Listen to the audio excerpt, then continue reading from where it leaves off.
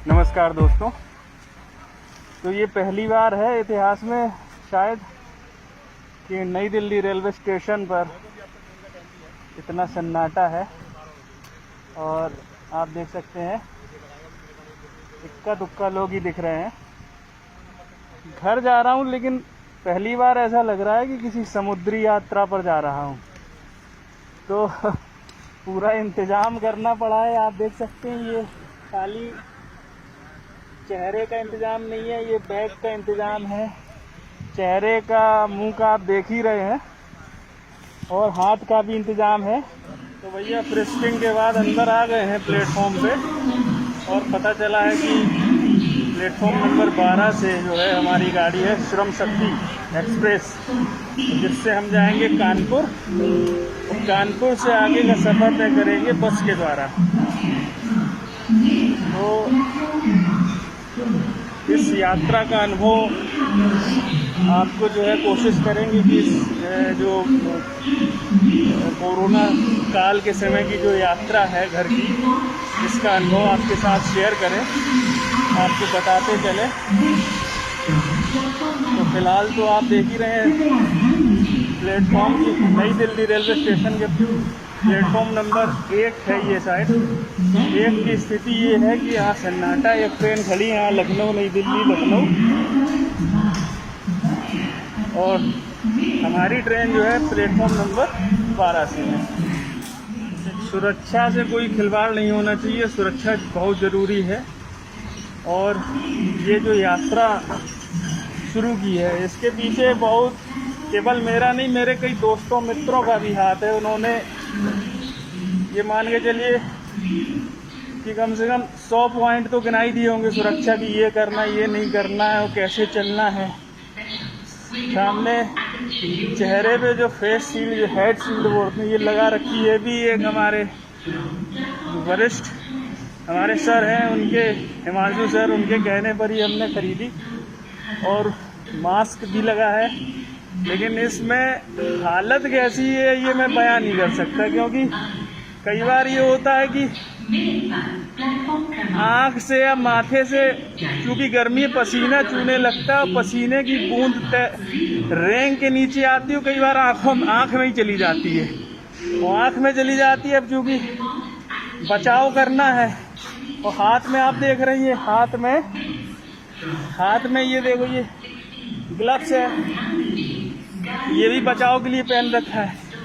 और अगर हम हाथ अपनी आँख तक ले जा रहे हैं, उंगली ले जा रहे हैं, तो खिलवाड़ होगा सुरक्षा से, तो वो भी नहीं कर सकते। तो आँख तिल मिलाती है थोड़ा, फिर ठीक हो जाता है मामला। तो चले जा रहे हैं, एक बार देख लेते हैं प्लेटफॉर्म नंबर 12। हाँ चलो, अभी आगे ही चलना है। नहीं 12-13 यहीं होगा शायद। चलिए, आपसे बातचीत का सिलसिला जारी रहेगा।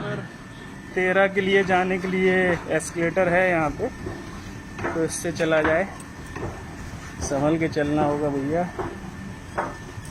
तो ये हम एस्केलेटर पे आ चुके हैं और सामने प्लेटफॉर्म पर कुछ यात्रीगण दिख रहे हैं बैठे हुए। बाहर जो सन्नाटा काट रहा था वहाँ पे, लेकिन यहाँ पे ऐसा नहीं है। यहाँ पे सवारियाँ ठीक ठाक तादाद में दिख रही हैं। हालांकि उतनी भीड़ नहीं है जो अमूमन होती है, लेकिन है ठीक ठाक, सन्नाटा महसूस नहीं होगा। ये भैया जो ट्रेन जो हम पकड़ना चाह रहे ये है वो श्रम शक्ति कानपुर नई दिल्ली।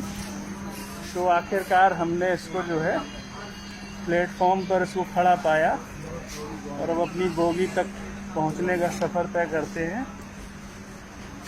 और सच पूछिए तो इस कोरोना काल के दौर में, ये लॉकडाउन के बाद जो पहला अनलॉक है, उस दौरान की जो यात्रा है ये बड़ी एक्साइटिंग है। एक्साइटिंग ऐसी है कि मतलब एक अलग फीलिंग है, मतलब इस तरह का कभी समय ही नहीं देखा है। तो या ये मान लीजिए जैसे, और एक्साइटमेंट का लेवल इतना है जैसे पर्वतारोहण करते समय पर्वतारोही का होता है माउंट एवरेस्ट की यात्रा पर जाते समय, या कैलाश मानसरोवर की यात्रा पर जाते समय, या बंजी जंपिंग करते समय।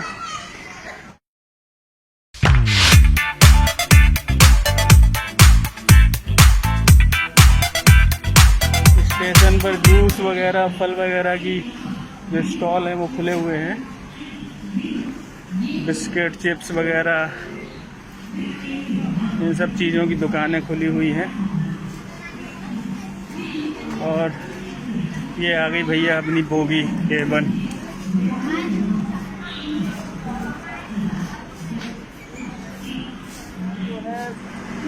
मैं अमूमन जो है वैसे तो स्लीपर में सफ़र करता हूँ, स्लीपर 3 टियर में, लेकिन इस बार जो है ये कैटेगरी बदलनी पड़ी।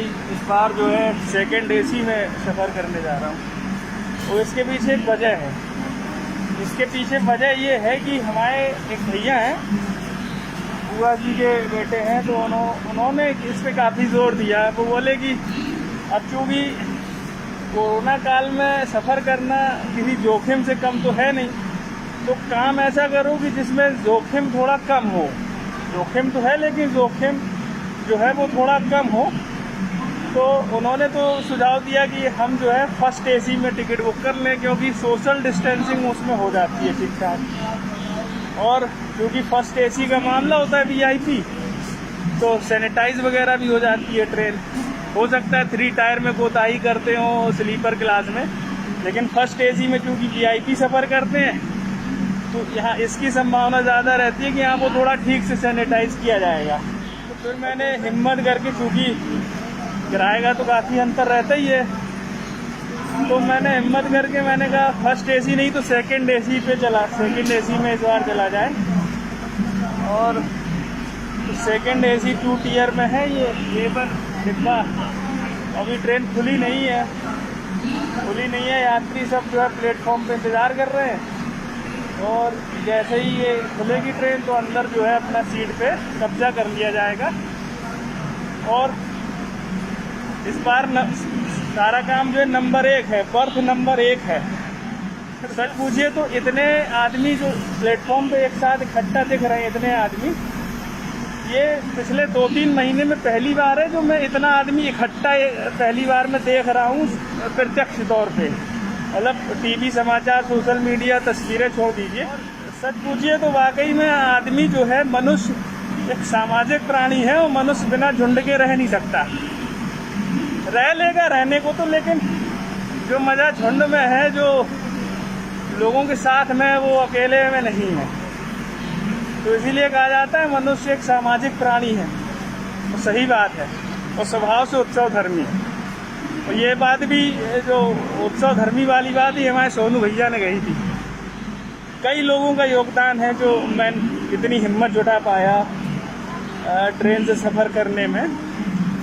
तो उसमें सोनू भाई साहब तो है ही, हमारे बड़े भाई साहब शैलू भाई साहब भी हैं, जिन्हें शैलेंद्र भाई साहब जिन्हें जो है लोग योग गुरु के तौर पे भी आजकल जानते हैं। उनका भी हाल कुछ देर पहले फ़ोन भी आया था। तो हाँ, उससे पहले हमारे मित्र चेतन का फ़ोन आया। चेतन का बड़ा रोल है इसमें, मतलब ढांढस बंधाने में, हिम्मत बंधाने में। चेतन के अलावा हमारे एक मित्र है पवन शुक्ला। पवन शुक्ला के पास क्योंकि 4 व्हीलर गाड़ी है, तो पवन शुक्ला से हमने कहा यार हमें यार तुम अपनी गाड़ी से ले जाके घर पे ड्रॉप कर दो।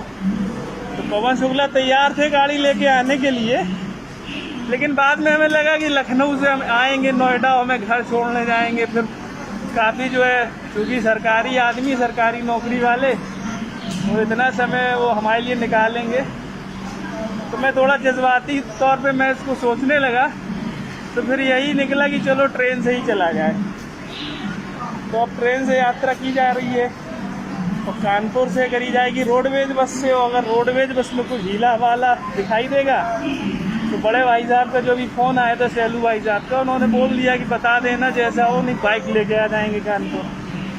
तो अगर ऐसा कुछ होगा तो मोटरसाइकिल जिंदाबाद। तो आप जो देख रहे होंगे ये जो गोला जो बनाया गया प्लेटफॉर्म पे, जो रिंग जिस पे खड़ा होना होता है यात्रियों को दूरी बनाकर, ये अब इस दौर में इस समय आते आते धुंधला गया है। ये इसकी जो कलई है वो मिट गई, लगभग हल्का फुल्का बचा है। तो ये भी बड़ा इंटरेस्टिंग है ना, देखने में ठीक लगता है ये। तो ये गोले अब धुंधला चुके हैं तो ये प्लेटफॉर्म का अनुभव है बेसिकली। प्लेटफॉर्म अपना अनुभव इन धुंधले हुए गोलों से बयां कर रहा है।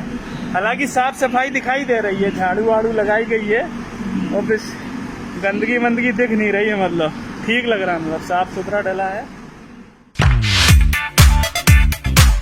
भैया कोरोना के दौर में दामों में परिवर्तन आया कि वही पुराने रेट चल रहे हैं? पुराने रेट है।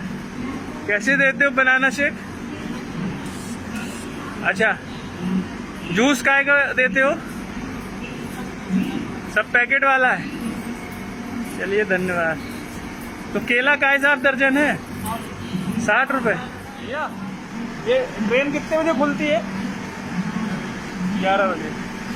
स्टॉल वाले भैया नींद में है बेचारे, उनको हम डिस्टर्ब कर दिए। खैर, इसके पीछे कुछ और लोगों का भी हाथ है जिन्होंने मुझे काफ़ी प्रेरित करा, हवा भरी कि नहीं भैया जाओ, भैया तुम जाओ, और अरे कोई बात नहीं है, आप जा सकते हो। तो इसमें एक तो हमारे कानपुर के ही हैं भैया, हमारे जूनियर हैं, लेकिन हैं बहुत अजीज आदमी और टैलेंटेड, मल्टी टैलेंटेड।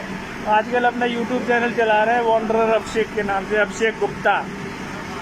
तो अभिषेक गुप्ता भाई जो है कानपुर से ही है, क्योंकि उनका भी बहुत मन था कानपुर जाने का, लेकिन कुछ पेशेवर मजबूरियां जो नहीं जा पा रहे हैं और कुछ निजी मजबूरियां भी हैं। लेकिन उन्होंने हमें बहुत हवा भरी कि हम भैया निकल जाएं, और ख़ास तौर से ये जो श्रम शक्ति ट्रेन, मतलब अभिषेक भैया से आप कह दो कि भैया श्रम शक्ति का आप नाम बस छेड़ दो तो पूरा क्या बोलते हैं निबंध लिख देंगे। मतलब आप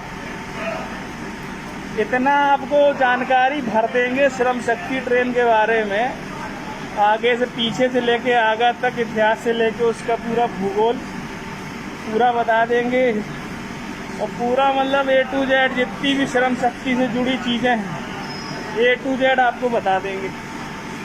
तो जब उन्हें पता चला कि भैया हमने श्रम शक्ति से टिकट बुक कर लिया तो उनकी खुशी का ठिकाना नहीं रहा। इसके लिए उनको एक बार फिर से धन्यवाद।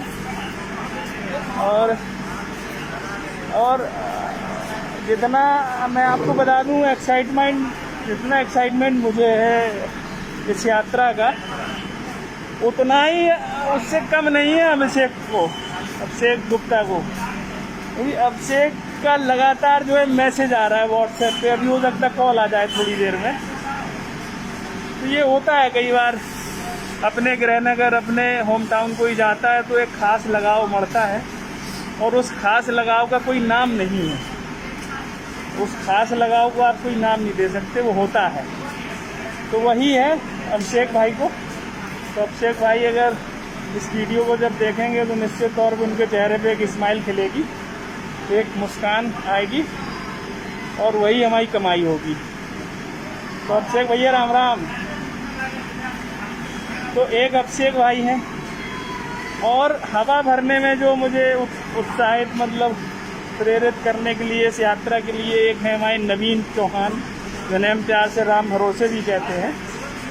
तो नवीन भाई ने खूब हवा भरी और 50 तरीके बताए कि कैसे हम सुरक्षित पहुंच सकते हैं, क्या क्या हमें सावधानियां बरतनी हैं, और फ़ोन लगा के पूछते रहते हैं। तो आज शाम में भी उनसे बात हुई थी। तो एक नवीन भाई है, छोटा भाई सत्य में जो रूम पे रहता है, हालांकि उसने कहा कि भैया बस से निकल जाओ। तो बस प्राइवेट इक्का दुक्का उपलब्ध थी, लेकिन हिम्मत नहीं जुटा पाए, क्योंकि वही सवाल है कि बस प्राइवेट है, पता नहीं सैनिटाइज करते कि नहीं करते, क्या पता, कुछ भरोसा नहीं। तो फिर यही हुआ कि चला जाए भाई अपनी भारतीय रेल से। चलिए भारतीय रेल का मज़ा लेते हैं और आगे का अनुभव आपको बताते हैं। घर जाने के लिए हिम्मत जुटाने के पीछे तो ये तमाम कारक हैं ही, तमाम कारण हैं, लेकिन जो सबसे बड़ा कारण है वो ये है कि इस दौरान, लॉकडाउन के दौरान अम्मा से फ़ोन पे बात होती रही घर पे, अम्मा से, भाभी से, पापा से भी एक आध बार बात हुई। तो अब क्योंकि हर अपने बच्चे का ख्याल जो है हर माँ बाप को होता है, और कोई माँ बाप नहीं चाहता कि बच्चा उससे दूर रहे, लेकिन ये क्योंकि समय ही ऐसा है, कोरोना ने जो है लोगों को दूर रहने पे मजबूर कर दिया। तो हमारी खातिर, हमारी देखभाल की खातिर अम्मा बोलेंगे भाई कुछ दिन रुक जाओ डला, कुछ दिन बाद जब मामला थोड़ा ठंडो हो, कोरोना थोड़ा कम हो, दवाइयों तो हम रुके रहे। तो अब जो घर जा रहे हैं तो उसके पीछे बहुत सबसे बड़ा कारण, मतलब सबसे बड़ा कारण यही है कि अम्मा की तरफ से हरी झंडी मिल गई है। अम्मा की चलो ठीक है, देख सुन के आ जाओ। भैया ट्रेन का डिब्बा खुल चुका है और अब यात्री जो है ट्रेन पे चलने लगे हैं। अब हम भी चढ़ेंगे और ट्रेन में सवार होके फिर आगे की बात होगी।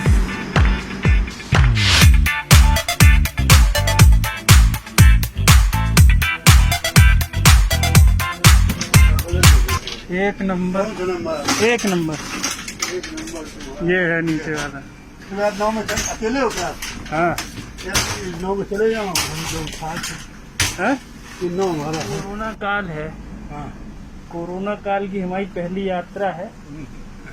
तो हम क्योंकि कोरोना काल की पहली यात्रा है इसलिए हम इसको वीडियो बना रहे हैं। अच्छा अच्छा। हाँ, तो इसको मतलब अनुभव हमारा जो शेयर कर रहे हैं, आप भी अपना अनुभव शेयर कर सकते हैं। क्या नाम है आपका?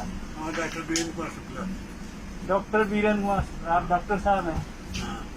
तो आप तो इसकी गंभीरता समझ ही रहे होंगे। गंभीरता को ऐसा नहीं समझ रहे हैं। हाँ, ये शील्ड, मास्क और एक सैनिटाइजर पूरा सब कर दिए हैं। हाँ, और सब पूरा लगा वगा के चल रहे हैं। हम लोगों को बड़ी दिक्कत हो रही है, हम समझ रहे हैं, सबको दिक्कत है इसमें, सांस लेने में। लेकिन करें क्या, अब ये तरक्की का हासिल है। सबसे बड़ी बात है ना भैया कि ये 100 साल बाद लोग इसको याद करें।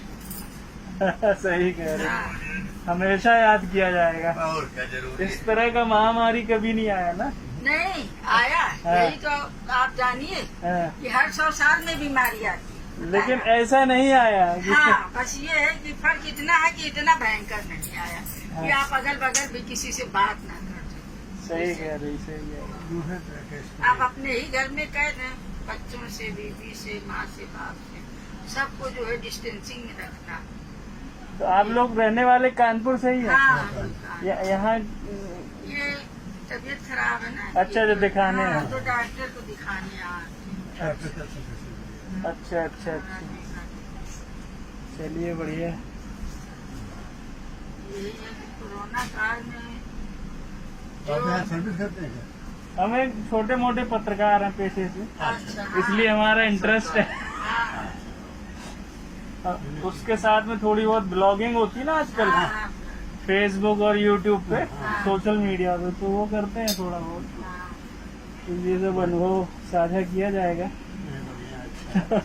वही सूरत हाल जो स्टेशन का जो है और ट्रेन का जो है वो हम सब दिखा रहे हैं। बताना ठीक है।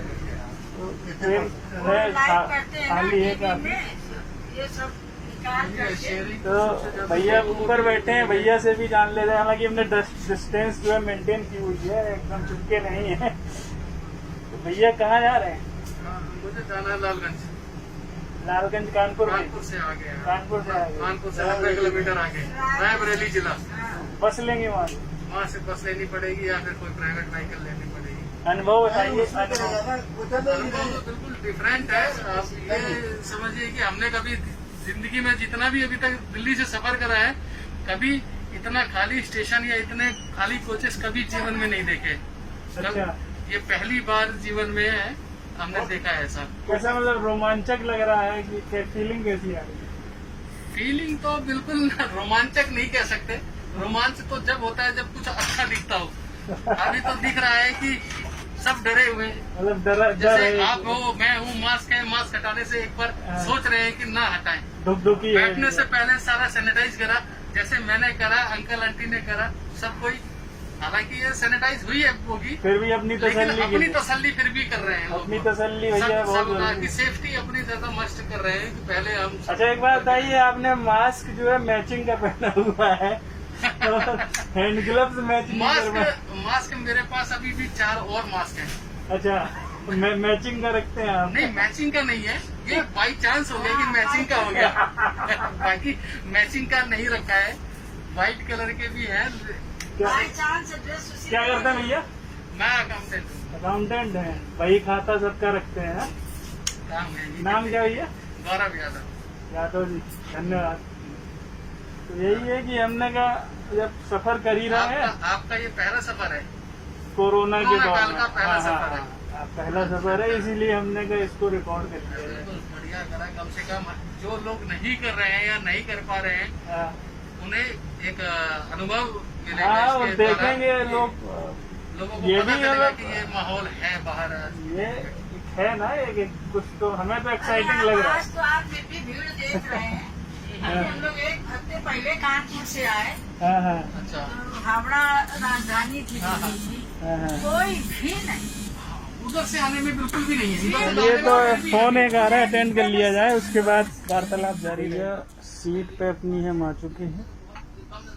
जैसा कि रेलवे की गाइडलाइन है कि कोच A1 हो या मतलब फर्स्ट AC हो, सेकंड हो या थर्ड AC, कुछ भी हो, आपको जो साथ में सहूलियतें मिलती थी, कंबल और चद्दर वगैरह, वो नहीं मिलेगा। खाना पीना भी आप नहीं ले पाएंगे ट्रेन में। तो ये वही सब चीज़ है, लेकिन हाँ ये है कि साफ सफाई ठीक है ट्रेन में, साफ सफाई दिख रही है, सन्नाटा थोड़ा दिख रहा है, कुछ सीटें खाली हैं, कुछ भरी हैं। बाकी AC की व्यवस्था ठीक है, कूलिंग ठीक है। तो अभी जो माथे पे पसीना टपक रहा है, कुछ देर में ठीक हो जाएगा। तो हमने कहा ये आपको दिखाते चले। अंदर का भी हाल, बाहर का तो आप लोगों ने देखा है, अंदर का भी आप देख लीजिए। हालांकि ये जो सीट है मेरी, ये एक्सचेंज की हुई है, क्योंकि जो मेरी सीट थी वो बर्थ नंबर 1 थी, ये साइड 9 है। तो एक अंकल हैं, बोले कि हमें ज़रूरत है, तो उनकी ज़रूरत को देखते हुए उसको एक्सचेंज कर लिया। अच्छा है, लोगों को मन में कुछ तो विश्वास रहेगा और चोरों को डर रहेगा। बिल्कुल। तो आपको बता दें, ये नया कोचेस में कैमरा भी लगा हुआ है, भैया बता रहे हैं कि चोरों के मन में डर रहे, ज़रूरी है। ये जरूरी है। हाँ, सुरक्षा है, लोगों मतलब को भारतीय सुरक्षा रेलवे भी- सुरक्षा की गारंटी ज़्यादा दे रही है। तो मामला केवल आईने तक नहीं सिमटा, कैमरा है, और साफ सफाई भी ठीक ही लग रही है, साफ सफाई बहुत अच्छी है, सैनिटाइज की हुई है ना। चलिए आपको चल के दिखा देते हैं कोच का सूरत हाल।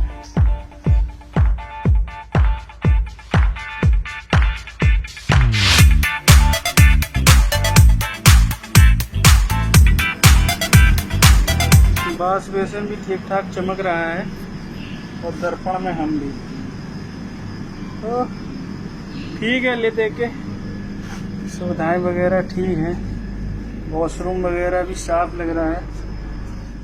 घड़ी की टिकटे के सहारा कर रही है कि ट्रेन के चलने में कुछ ही समय बचा है। तो छुक छुक अपनी रेल चली भाई, रेल चली। कोरोना काल में भी क्योंकि ये संकट ऐसा है कि इसमें दूरी बना के रखनी होती है, और इस गंभीर परिस्थिति में भी हमारे अंकल एक हैं, उन्होंने हमारी मदद की, हमें चार्जर दिया फ़ोन का, उनका बहुत बहुत शुक्रिया।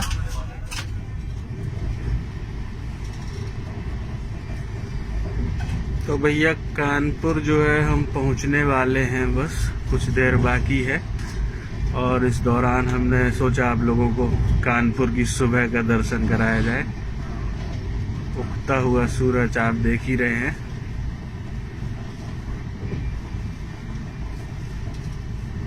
तो सूरज चाचू अपने निकल आए हैं, और ये बहुत अच्छा से होता है, मतलब जब सुबह सूरज उगता है और फिर शाम में जब डूबता है, सनसेट।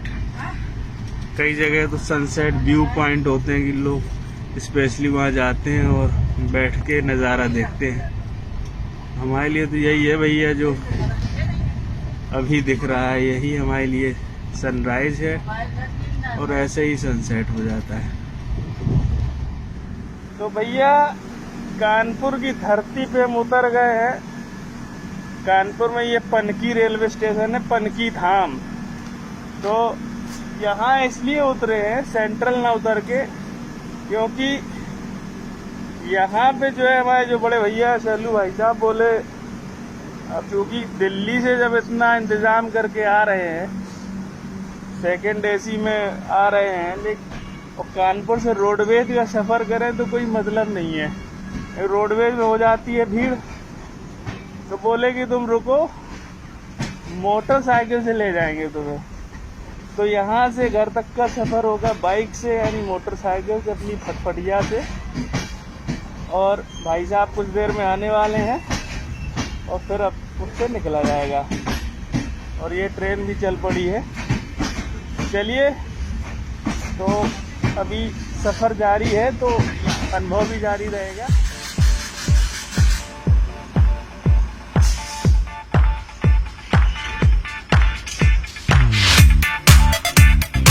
स्टेशन पे बैठ के इंतजार करना अलाउ नहीं है, क्योंकि हो सकता है सिक्योरिटी रीज़न है। जो भी पुलिस वाले भैया बोले बाहर निकलिए, थर्मल स्क्रीनिंग करवाइए, तो स्टेशन से बाहर निकल रहे हैं।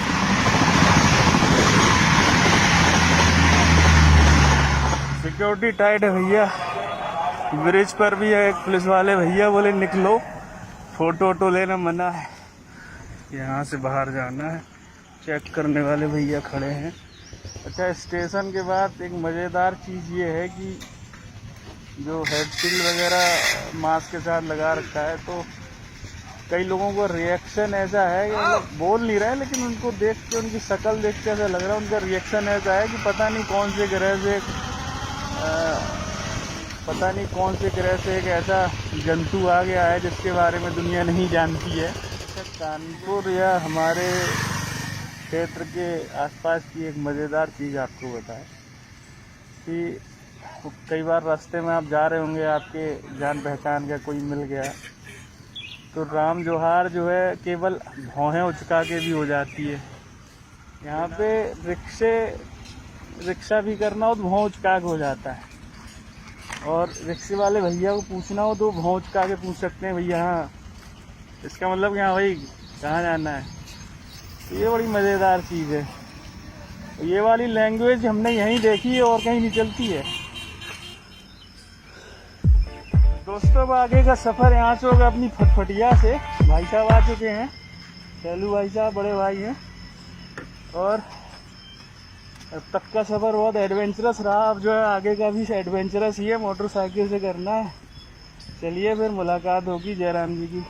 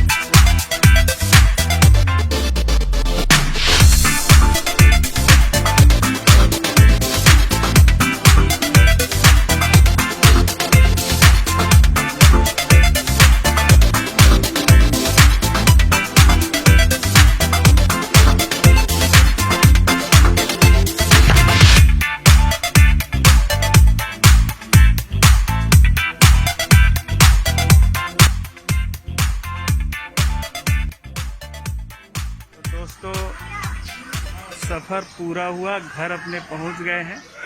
बहुत बहुत शुक्रिया जयराम जी।